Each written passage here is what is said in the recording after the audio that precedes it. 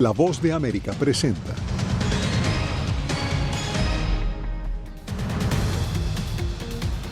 Tiroteo en una escuela privada de Wisconsin deja 3 muertos y varios heridos. El presidente electo Donald Trump promete reanudar construcción del muro en la frontera con México. Observadores buscan pistas en Idlib sobre el futuro de Siria. La ciudad ha sido controlada desde el 2017 por el nuevo liderazgo de ese país. No me dan razón, no me dan causa. Lo único que me enseñaron de él fue unas pertenencias. Y en Venezuela muere en prisión un tercer detenido durante las protestas postelectorales. Bienvenidos. El Mundo al Día comienza hoy con el más reciente tiroteo masivo en Estados Unidos que se registró en una escuela de Madison, Wisconsin. La policía asegura que un estudiante terminó con la vida de otro compañero y un maestro, dejando además múltiples heridos. Laura Sepúlveda tiene los datos más recientes que acaban de compartir las autoridades policiales. Al menos 3 fallecidos y 6 heridos es el saldo del tiroteo registrado cerca de las 11 de la mañana en Abundant Life Christian School en Madison, Wisconsin. Las autoridades señalan a una de las personas sin vida como el presunto responsable. Los agentes localizaron en el edificio a una persona menor de edad que creen responsable de las muertes. Creemos que el individuo era estudiante de la escuela. Según destacó el jefe de la policía, los agentes participaban en un entrenamiento cuando se registró el tiroteo y asistieron de inmediato.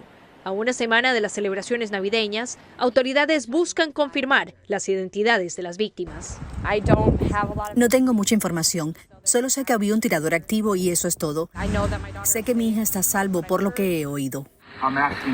Les pido una vez más oraciones y solidaridad con esta comunidad, que esta vez es mi comunidad. Al destacar que niños no deberían tener que ser entrenados para reaccionar ante un tiroteo, el director de Prevención de Violencia con Armas de American Progress, en conversación con La Voz de América, insistió en la necesidad de medidas regulatorias, no de un incremento de seguridad en las escuelas. La policía en las escuelas y el fortalecimiento de las escuelas. Eso simplemente no va a funcionar. Eso es reaccionario.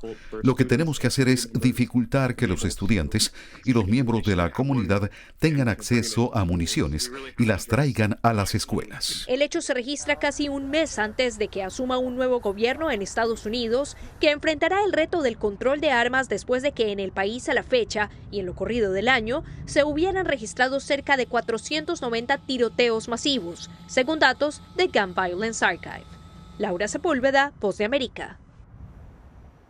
En su primera conferencia de prensa desde las elecciones de noviembre, el presidente electo Donald Trump anunció hoy su intención de retomar la construcción del muro fronterizo. También envió una advertencia a Venezuela por las actividades del grupo criminal Tren de Aragua. Jacopo Luzzi, el mandatario, dio una extensa conferencia de prensa donde habló de diferentes temas. ¿Cuáles fueron los puntos clave? Bueno, Yasmín, durante más de una hora Trump habló de imponer tarifas para mejorar la economía y de política internacional. Sobre la cuestión del muro fronterizo, el republicano dijo estar decidido en continuar su construcción y se quejó que la administración de Joe Biden está vendiendo algunas partes. Un muro que podría costar mucho, pero que según Trump es crucial para la seguridad en la frontera sur. En su primera rueda de prensa desde que ganó las elecciones, el presidente electo Donald Trump prometió volver a construir el muro fronterizo con México y pidió a la administración Biden que deje de vender las partes compradas, pero no utilizadas durante su primera administración. Vamos a gastar cientos de millones de dólares más en construir el mismo muro que ya tenemos. Es casi un acto criminal. El republicano amenazó con adoptar acciones legales para detener esta venta de trozos no utilizados del muro fronterizo. El año pasado fue el Congreso a exigir a la administración Biden el desecho de las partes no utilizadas. Al mismo tiempo, Trump mencionó a los miembros del grupo criminal venezolano Tren de Aragua, que opera incluso en Estados Unidos, enviando un mensaje claro al gobierno venezolano. Los repatriarán a todos, y si no lo hacen, se enfrentarán a duras consecuencias económicas. Vale, los repatriarán a todos. Venezuela y otros países no se comportaron muy bien con nosotros durante mi administración, y en 24 horas se comportarán muy bien. La rueda de prensa de Trump fue organizada para anunciar la inversión de $100.000 millones en Estados Unidos por parte de SoftBank, una empresa de tecnología japonesa. Trump criticó que la administración Biden siga comprando petróleo a Venezuela, país con el que no hay buenas relaciones. Trump aseguró que Estados Unidos tiene 50 veces más petróleo que el país caribeño y que es una locura seguir comprando. Gracias, Jacopo. Y cambiamos de información y pasamos a México, donde el comisionado del Instituto Nacional de Migración, Francisco Garduño, en su último día en el cargo, arremetió contra organizaciones defensoras de derechos humanos y de migrantes. Miguel Ángel Boiso nos reporta. En su último día como comisionado del Instituto Nacional de Migración, Francisco Garduño acusó a organizaciones no gubernamentales que han criticado su gestión. No conocen la migración. Fundamentalmente son organizaciones de derechos humanos, organizaciones de migración, pues que han vivido de eso. Asimismo se refirió al padre Alejandro Solalinde, quien se ha dedicado a defender los derechos de los migrantes. El propio padre Solalinde es el pollero de Dios, nada más con eso.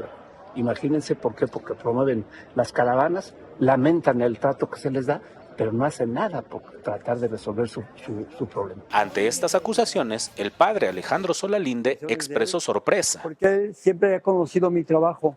Sabe que yo nunca he lucrado con los migrantes, ni lucraría nunca. Son las personas que amo y jamás los reduciría a un costo, a un dinero.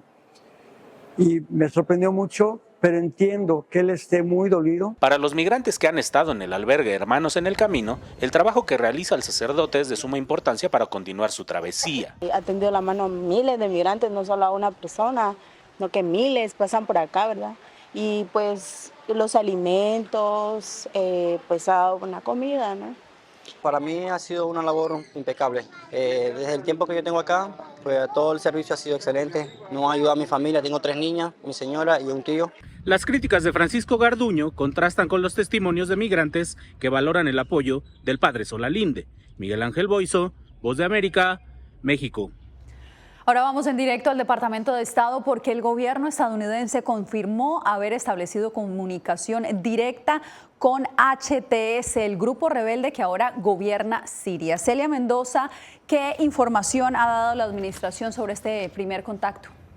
Así es, la administración del presidente Joe Biden confirmó que por lo menos en 2 ocasiones durante la semana pasada se contactaron con el grupo HTS y esto específicamente para tratar de buscar información y ayuda por parte de ellos para localizar al periodista estadounidense Austin Tice, pero también para entregar información acerca de los principios fundamentales que los Estados Unidos quieren ver en el territorio y cómo eventualmente podrían llegar a acuerdos que lleven al reconocimiento de Estados Unidos a este nuevo gobierno en Siria.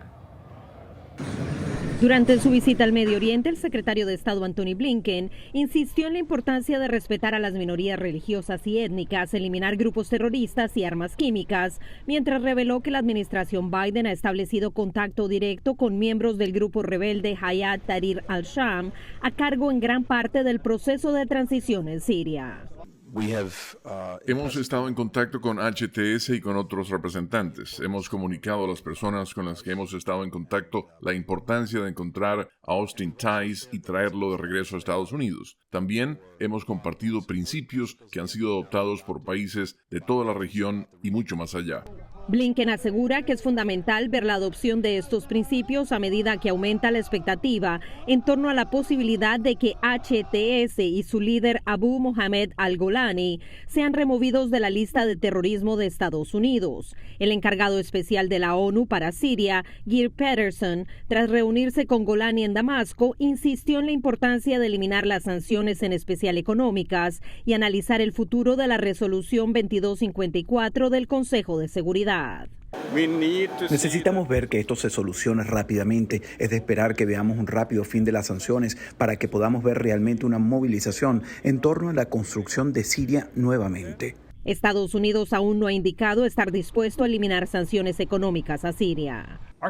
Nuestras sanciones nunca pretenden ser permanentes. Siempre imponemos sanciones para intentar hacer cambios de comportamiento y si vemos cambios de comportamiento, por supuesto, estamos abiertos a levantar nuestras sanciones. Y mientras el pueblo sirio continúa celebrando la caída de Bashar al-Assad, en un comunicado publicado en redes sociales, él indicó que su salida del país no fue planeada ni ocurrió en las últimas horas de la pelea, que no era su intención renunciar o buscar refugio.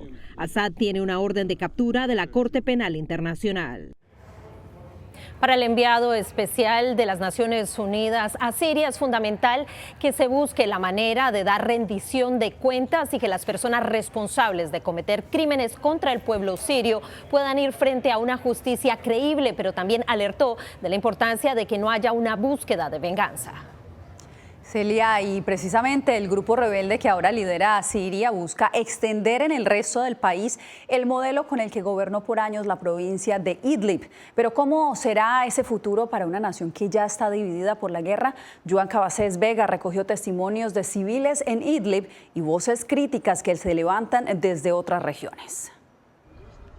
El nuevo gobierno interino en Siria está liderado por el grupo fundamentalista Hayat Tahrir al-Shams. La política que los nuevos líderes de Damasco tengan pensado llevar a cabo es todavía un misterio, pero existe un precedente en el que fijarse. HTS gobierna desde hace años en Idlib, un territorio en el noroeste del país. La zona era hasta ahora un enclave rebelde al ejecutivo de Bashar al-Assad. Ahora supone una posible mirada al futuro hacia lo que le espera a Siria.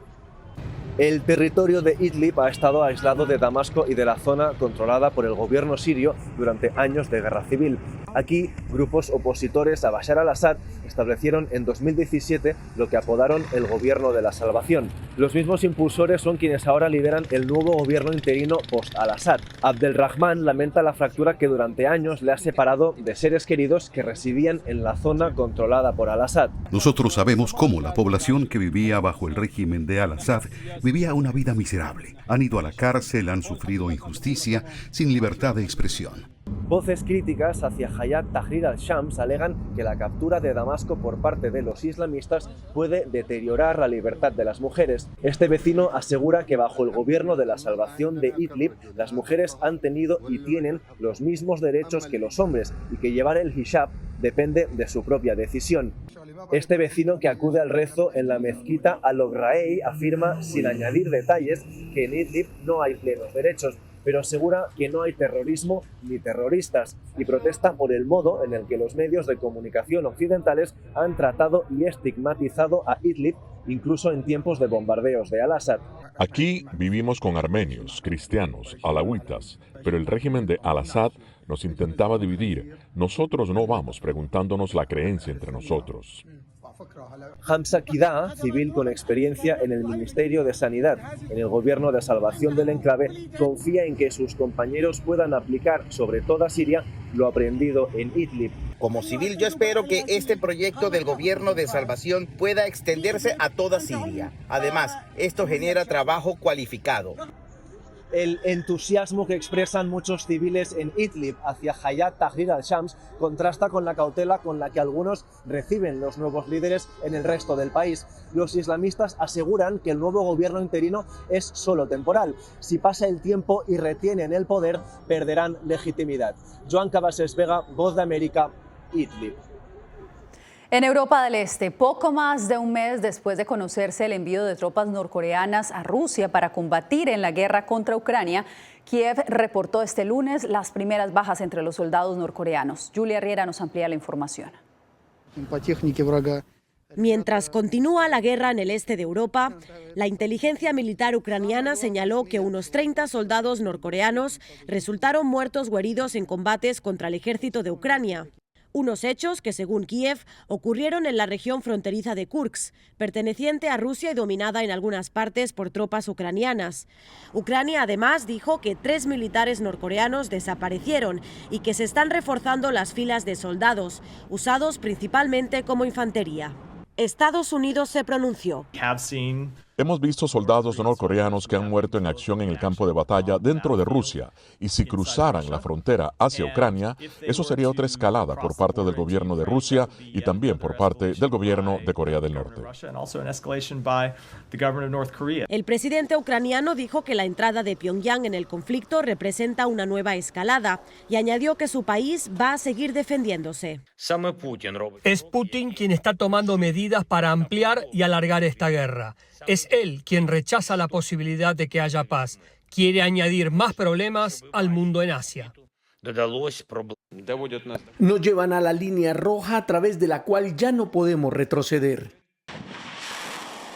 El presidente ruso dijo además que su país estaba vigilando de cerca si Estados Unidos decide desplegar misiles de corto y medio alcance. Si Estados Unidos comienza a desplegar tales sistemas, entonces se levantarán todas nuestras restricciones voluntarias. Desde que comenzó la invasión rusa en 2022, Washington ha aportado a Kiev una ayuda valorada en más de 61.000 millones de dólares, una política de cooperación que podría dar un vuelco con la llegada de Donald Trump a la Casa Blanca. Cuando volvamos, Estados Unidos confirma un ligero aumento de ecuatorianos deportados durante este 2024. Tenemos más en breve.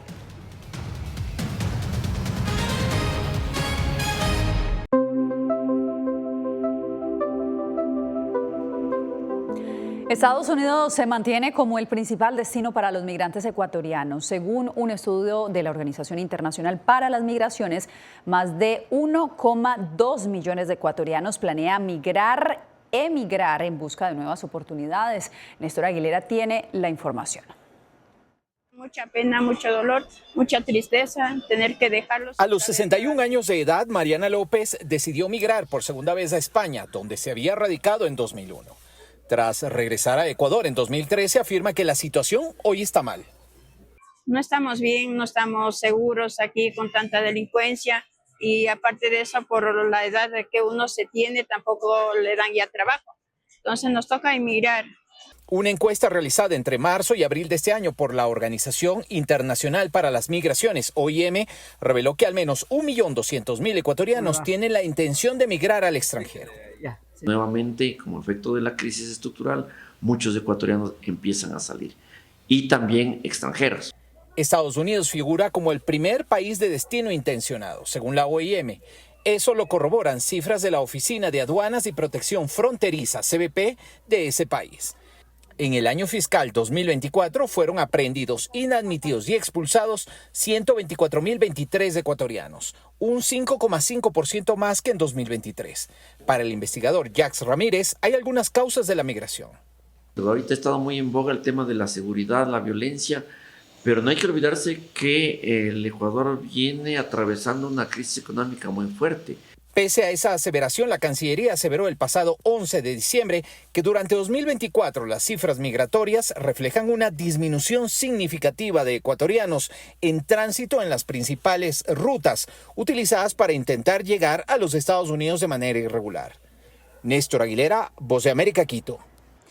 Usted quédese porque en instantes aumenta el saldo de muertos en custodia del gobierno de Venezuela tras las elecciones presidenciales. Las familias están pidiendo respuestas.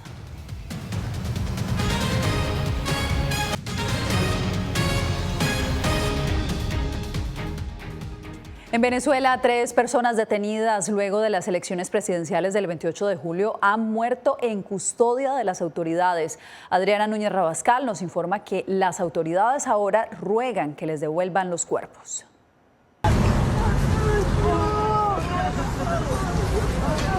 La imagen es de consternación frente a la cárcel de Tocuyito en el centro norte de Venezuela, al conocerse la muerte de Oswald González, comerciante de 43 años, arrestado en medio de la represión desatada después de las elecciones presidenciales de Venezuela.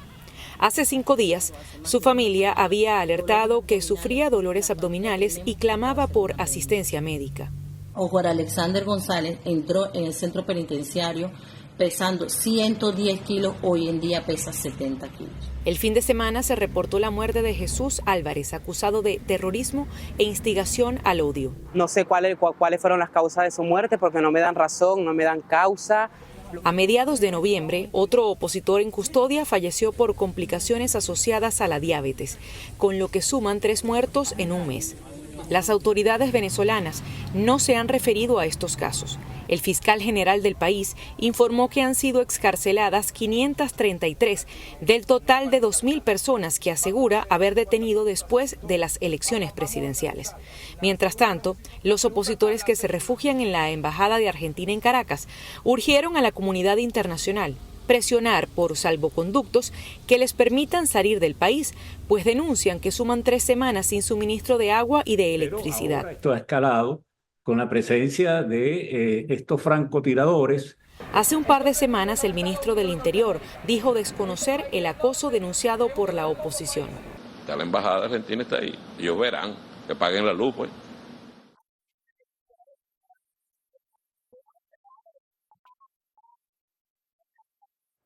Bien, y Netflix da vida a 100 años de soledad, un homenaje a la obra maestra de Gabriel García Márquez.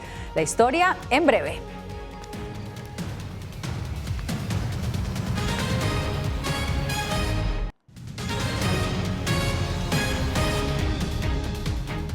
Está causando furor la adaptación que Netflix hizo de 100 años de soledad, la novela de Gabriel García Márquez. Pero ¿cómo lograron capturar la magia de su compleja narrativa? Verónica Villafañe habló con el director y los actores sobre los desafíos de llevar esta obra maestra a la pantalla. Vamos a construir ese lugar soñado. La primera adaptación audiovisual de 100 años de soledad es una de las producciones más ambiciosas realizadas en América Latina. Netflix colaboró estrechamente con los hijos de Gabriel García Márquez para honrar su visión de la historia de la familia Buendía y el mítico Macondo. Que le demos el formato de 10, 14, 16 horas adecuadas a poder adaptar una obra tan compleja. Y también, obviamente, que sea filmada en Colombia, en español y con actores colombianos. Alex García López dirigió 5 episodios que exploran personajes atormentados por la locura, amores imposibles, guerra y supersticiones. Susana Morales, Marco González y Viña Machado forman parte del elenco. ¿Cómo fue esa conexión y qué aspecto de cada uno de los personajes les resonó más? Yo descubrí todo lo mística que puedo llegar a ser a través de Pilar Ternera. Si eres un hombre. Me lo regaló un montón, más allá de esa maternidad que la circunda, es como que conectamos mucho. Para Marco González, que interpreta a José Arcadio, resonó su terquedad y pasión. Yo me tiro por un barranco y voy hasta el final a buscar lo que mi corazón me dicta. Y como hay un tesoro que José Arcadio me compartió. Úrsula me regaló aprender que la vulnerabilidad se puede ver de muchas formas diferentes. Pero en ella hay una vulnerabilidad muy sutil.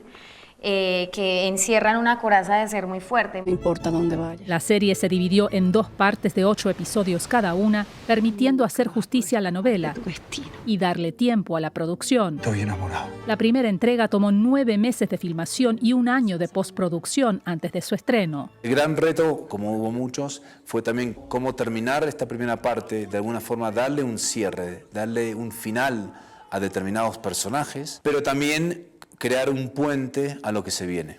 El equipo creativo ya trabaja en la segunda temporada y con un poco de la magia de Macondo regresará a las pantallas en el 2025. Verónica Villafañe, Voz de América, Los Ángeles.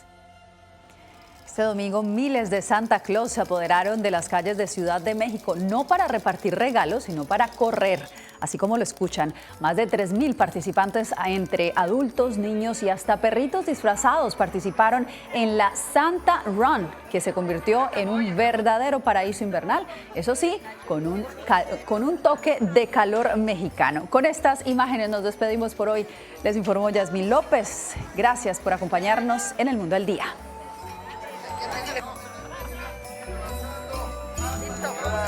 Felicidades a todos.